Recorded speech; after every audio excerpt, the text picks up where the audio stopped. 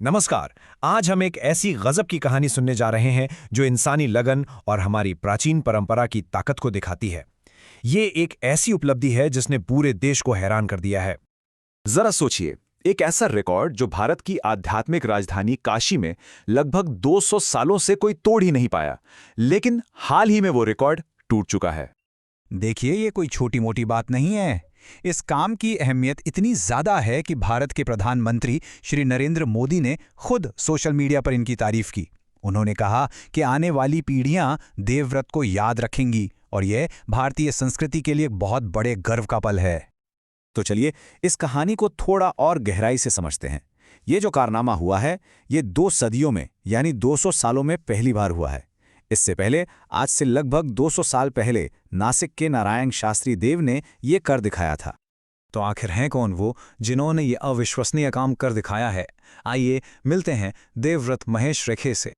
देवव्रत, जिनकी उम्र सिर्फ 19 साल है, महाराष्ट्र के अहिल्या नगर के एक छोटे से गांव से आते हैं। एक बिल्कुल साधारण ब्राह्मण परिवार में जन्मे। और उनके पहले गुरु कौन थे? उनके अपने पिता श्री महेश चंद्रकांत रेखे, जो खुद एक बड़े विद्वान हैं। सोचिए, देवव्रत ने सिर्फ 5 साल की कच्ची उम्र में ही वेदों की पढ़ाई शुरू कर दी थी।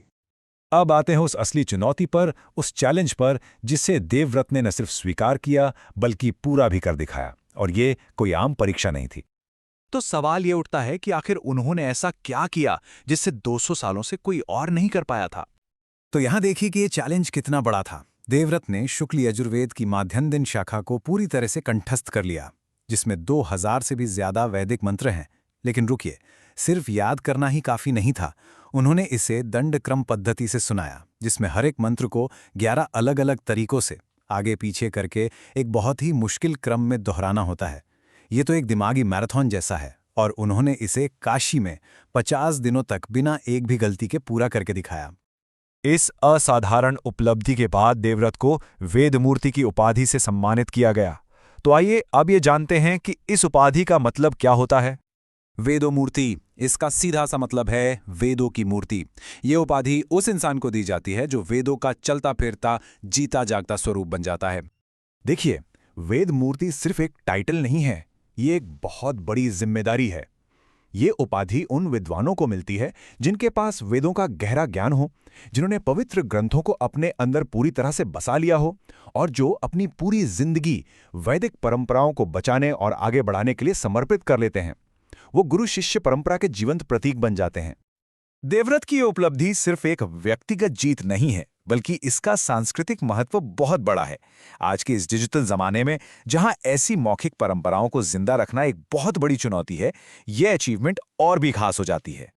सोचिए, महज 19 साल की उम्र में देवव्रत प्राचीन गुरु शिष्य परंपरा के एक जीवंत प्रतीक बन गए हैं। उन्होंने ये साबित कर दिया है कि अगर लगन और समर्पण हो तो आज की युवा पीढ़ी भी हमारी हजारों साल पुरानी इस अनमोल विरासत को न सिर्फ सहेज सकती है बल्कि उसे आगे भी बढ़ा सकती है। उनकी याददाश्त और निष्ठा देखकर काशी के बड़े बड़े विद्वान भी हैरान हैं। इस महान काम को सबसे ऊंचे स्तर पर मान्यता मिली। ये पूरा आयोजन श्रृंगेरी पीठ के जगतगुरु शंकराचार्य के आशीर्वाद से हुआ। देवव्रत को शंकराचार्य की ओर से सोने का कंगन और 1,11,000 रुपए की राशि से सम्मानित किया गया। साथ ही उनके पिता और गुरु श्री महेश रेखे और कार्यक्रम के दूसरे आयोजकों का भी सम्मान किया गया। देवव्रत रेखे की कहानी सिर्फ एक रिकॉर्ड तोड़ने की नहीं है, बल्कि ये हमारी प्राचीन ज्ञान परंपराओं की ताकत और आज की युवा पीढ़ी की क्षमता की याद दिलाती है। ये हमें दिखाती है कि समर्पण की कोई उम्र नहीं होती। इस प्रेरणा देने वाली कहानी पर आप क्या सोचते हैं? हमें नीचे कमेंट्स में जरूर बताइएगा। और ऐसी ही ज्ञान बढ़ाने वाली कहानियों के लिए लाइक, शेयर और सब्सक्राइब करना ना भूलें। देखने के लिए धन्यवाद।